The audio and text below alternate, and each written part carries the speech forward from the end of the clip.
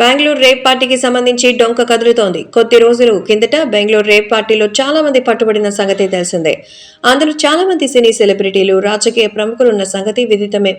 అయితే ఈ rape party సూత్రధారులు ఏపీలో అధికార పార్టీకి చెందిన వ్యక్తులని ప్రచారం జరుగుతోంది. ఈ నేపథ్యంలో పోలీసులకు ఏపీ మంత్రి కాకాని గోవర్ధన్ రెడ్డి స్టిక్కర్తో కూడిన కారు ఒకటి పట్టుబడినట్టుగా సమాచారం. మరోవైపు రాయచోటి ఎమ్మెల్యే శ్రీకాంత్ రెడ్డి అనుచరులు సైతం ఈ ముఠాలో ఉన్నట్టుగా టాక్ నడుస్తోంది. కొద్ది రోజుల క్రితట బెంగళూరులో ఒక రిసార్ట్లో రేప్ పార్టీ జరుగుతున్నట్టు పోలీసులకి సమాచారం అందింది.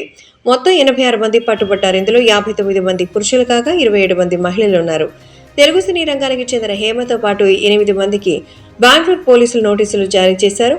ఈ నెల 27న విచారణకు హాజరు కావాలని ఆదేశించారు.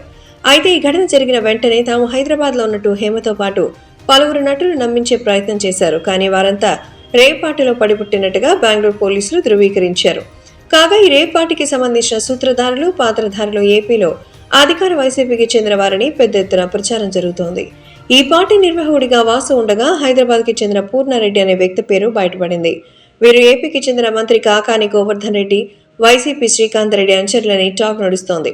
అయితే ఇప్పటికే రేప్ పార్టీకి సంబంధించిన నిర్వాహకులు మీ పార్టీ వారంటే మీ పార్టీ వారేనని ఆరోపణలు చేసుకున్న నేపథ్యంలో మంత్రి గోవర్ధన్ రెడ్డి స్టిక్కర్తో కూడిన కార్ పోలీసులు స్వాధీనపరచుకోవడం సంచలనం రేకెత్తిస్తోంది. ఇదో రాజకీయ అంశంగా మారిపోయే అవకాశాలు స్పష్టంగా కనిపిస్తున్నాయి.